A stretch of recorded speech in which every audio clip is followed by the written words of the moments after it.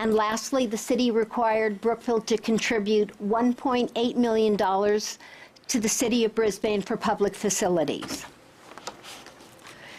At your 2008 meeting, as I mentioned before, the city found the EIR legally adequate, but insisted on only granting preliminary approvals in order to have U.S. Fish and Wildlife and the County of San Mateo as habitat managers study and review the project for its impacts on the butterfly.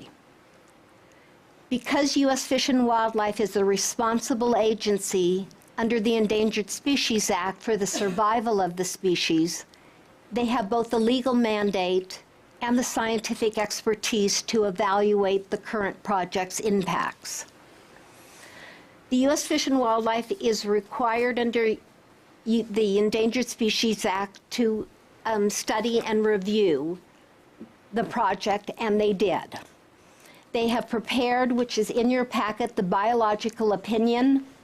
They approved the new 2007 Conservation Management Plan, including new adaptive management practices, and they prepared the 2009 environmental assessment of the impacts of the current project and issued a finding of no significant impact, or what they call a FONSI. And they responded in a 250-page document to all public comments. In 2009, the U.S. Fish and Wildlife Service issued all the necessary federal permits for the current project. This permit allows for what the service calls, in quotes, the take of the butterfly habitat. This has already begun on the site with salvage and relocation of host plants and erosion control measures in this area.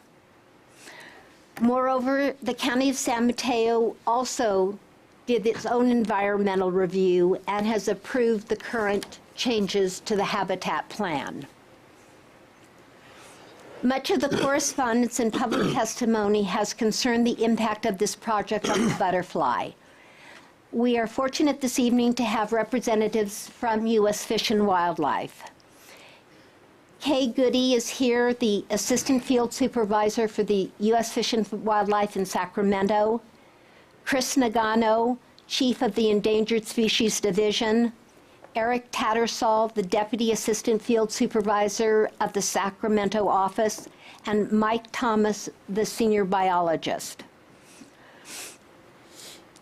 Also this evening, I would like to acknowledge that Sam Hersberg, the Senior Planner for the County Parks, is here to answer any question, as is Patrick Coburnis, the Conservation Biologist who formerly worked for Thomas Reed and Associates and now is the owner of Coast Range Ecology. All these people are present here to provide their expertise to you on these issues and to the public. After the City Attorney's remarks regarding the legal aspects of these proceedings, the service will then address the council. Thank you very much. Thank you. I'm going to very briefly go through the legal status of the project because you've got some fairly complicated resolutions before you. Essentially, there are two resolutions. There's Resolution 2010-01, which grants final approval of the environmental documents, and then Resolution 2010-02, which grants final approval of the project itself, the project entitlements, as well as approval of the HCP amendment. So the first resolution really establishes the environmental basis for adoption of the second resolution, and the two go hand in hand. As Robin indicated, in 2008, the Council adopted, again, two resolutions. One granted preliminary approval of the city's environmental review of the project, and that was the 2007 addendum to the EIR for the Northeast Ridge.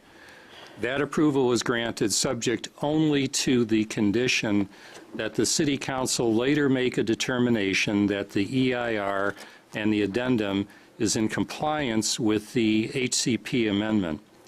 Similarly, a second resolution was adopted granting a conceptual approval of the land use entitlements, and that would include the tentative vesting map, the 2007 tentative vesting map, the revised PD permit, plan development permit, the revised design permit, and the revised grading permit.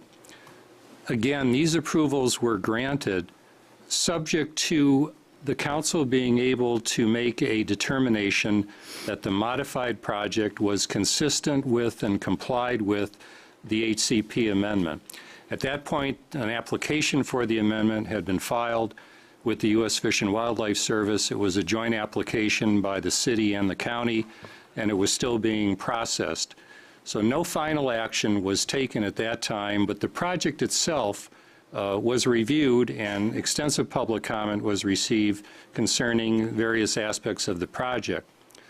So technically, the only issue really before the council tonight is whether the modified project complies with the HCP amendment which has now been issued.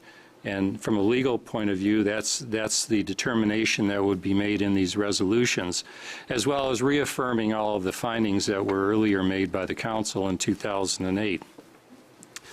So dealing first with Resolution 2010-01, and this one deals with the environmental documents. And we've really got two sets of environmental reviews that are going on here. One is the U.S. Fish and Wildlife Service's environmental review under the National Environmental Policy Act, known as NEPA, N-E-P-A. And the other is the City and County's environmental review under CEQA, California Environmental Quality Act. When the project was first approved, when the HCP was first approved, the environmental review was a joint document between the U.S. Fish and Wildlife Service and the County of San Mateo. At that point, the property was still within the county and had not been annexed to the city. So it was a combined NEPA/CEQA document, and it was jointly prepared by both the service and the county. In 1989, when the modified project was being processed, at that point the property had been annexed into the city. And that's when the modification occurred that Robin was describing.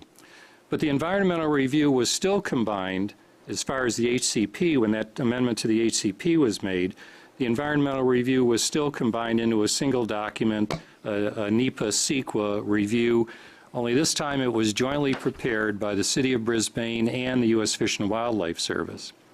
There was also a separate addendum that the city approved to the environmental review for the project itself. So we've got two different environmental reviews. One is the environmental review of the HCP, and the other is the environmental review of the project itself. But the two really are joined at the hip because you can't have one without the other, basically. On this modification, the HCP environmental review got separated from the CEQA process.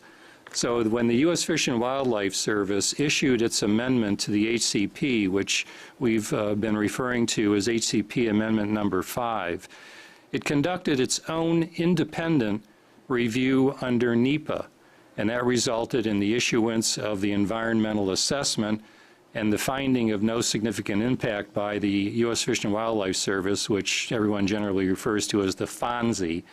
And those are the main U.S. Fish and Wildlife Service documents that are referenced in your packets and have been provided to the council. The city, however, also needs to approve the HCP amendment.